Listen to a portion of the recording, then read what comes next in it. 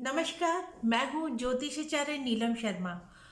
आज हम बात करते हैं शनि की राशि जो है वो मकर है और शनि अपनी ही राशि मकर के अंतर्गत चल रहे हैं।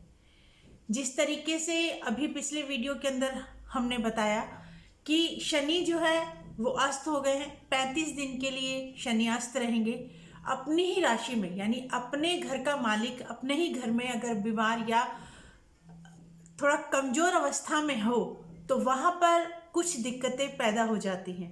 अब हम बात करते हैं कि वो जिस नक्षत्र के ऊपर अगर चल लेंगे उन नक्षत्रों पे इन शनि का क्या प्रभाव रहेगा।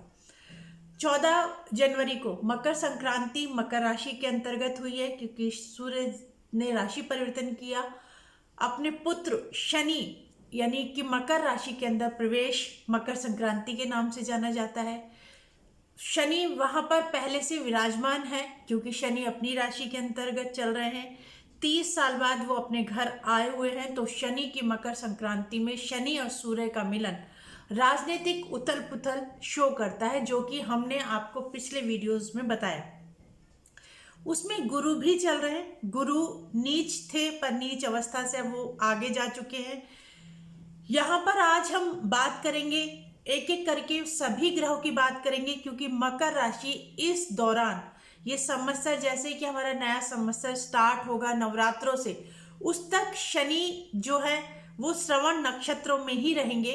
पहला चरण, दूसरा चरण, तीसरा, चौथा, ये सारे चरण ये अपना मकर राशि के अंदर श्रवण नक्षत्र के अंदर कंप्लीट करेंगे शनि। और शनि जो जिस तरीके से 22 जनवरी में श्रवण के पहले नक्षत्र के अंदर आ रहे हैं, जो भी जातक मकर राशि के हैं, श्रवण नक्षत्र का पहला चरण जिनका जन्म बर्थ का है, उनको अपने स्वास्थ्य से संबंधित अवेयर रहने की आवश्यकता रहेगी। साथ ही साथ पूछा जाता है कि हम क्या उपाय करें। शनि के मंत्रों का जाप करना हर तरीके से उचित रहेगा। इसके बाद आप जो है चंद्रमा का ये नक्षत्र है, श्रवण नक्षत्र, चंद्रमा को स्ट्रॉन्ग कीजिए। दूध, दही, पनीर, पानी का ज़्यादा से ज़्यादा सेवन कीजिए। अपनी भावनाओं पे कंट्रोल रखने की आवश्यकता इस पीरियड में अवश्य पड़ेगी, क्योंकि चंद्रमा इमोशनल प्लैनेट है और चंद्रमा का नक्षत्र है।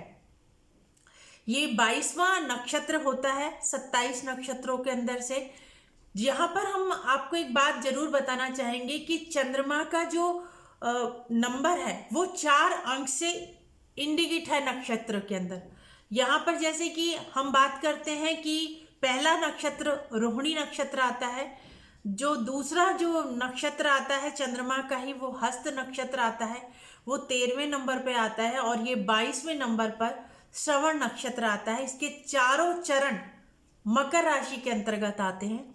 वहां पर कन्या राशि के अंदर चारों चरण आते हैं, और वहां पर जो है जो चौथा है वो वृषभ राशि के अंदर, यानी पृथ्वी तत्व की राशियां हैं ये। अगर हम देखें, पृथ्वी तत्व इसके अंदर बलवान होता है, और पृथ्वी तत्व में चंद्रमा के नक्षत्र रहेंगे, और नक्षत्रों पर इनका क्या प्रभाव रहता है कि इमोशन पे कंट्रोल नहीं रह पाता ऐसे व्यक्ति का। अगर चंद्रमा किसी का बाय बर्थ भी इस यहीं पर था और आज भी इसी स्थिति के अंदर गोचर चल रहा है और शनि अस्त होके चल रहे हैं, तो पीपल के नीचे दिया जलाएं। शनि की 7.5 उन लोगों के ऊपर चल ही रही है, और अपने इमोशंस पे कंट्रोल रखें। हो सकता है कि परिवार में मनमुटाव हो, कहीं किसी चीज को लेकर मन के अंदर दुविधा रहे, क्योंकि मकर राशि के अंतर्गत सभी ग्रहों का जमावड़ा है। यहाँ आप देखिए कि पंचग्रही 4 ग्रह का योग तो चल ही रहा है। पंचग्रह योग भी बनेगा 4 फरवरी से।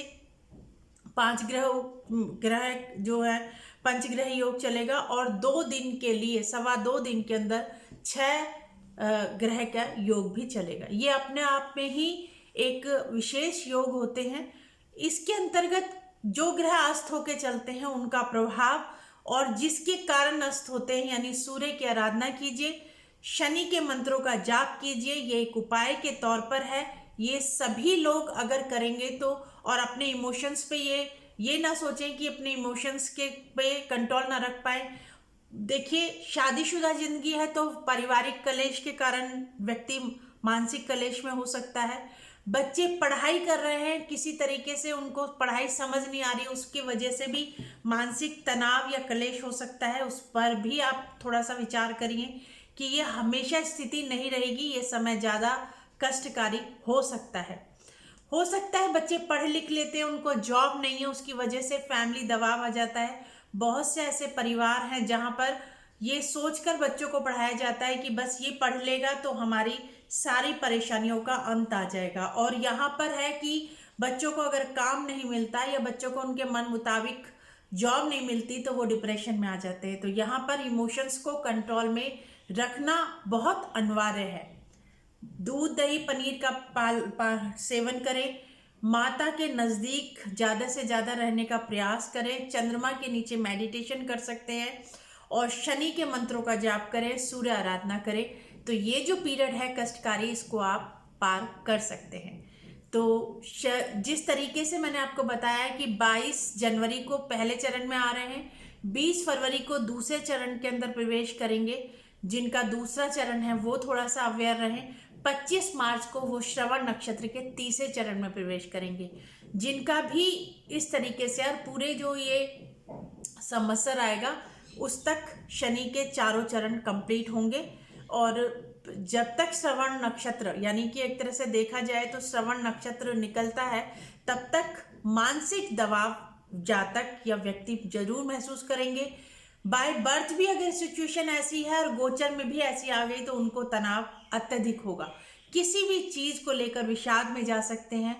अपने ही अंदर के क्वेश्चंस आपके उठेंगे। अगर आप थोड़ा सा धार्मिक प्रवृत्ति के हैं और एज के इस पड़ाव पर हैं तो श्रीमद् गीता का अवश्य सहारा लें और इस समय को काटने का प्रयास करें।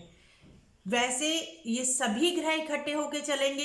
एक अगर हम अपने किचन के अंतर्गत कोई उपाय कर सकते हैं तो इस समय मिक्स वेजिटेबल अधिक से अधिक खाएं और सूप मिक्स वेजिटेबल्स का बनाकर पिएं, तो वो भी शारीरिक तंदुरुस्ती और मानसिक स्ट्रॉन्ग मजबूत करेगा। मिलते हैं एक नई जानकारी के साथ।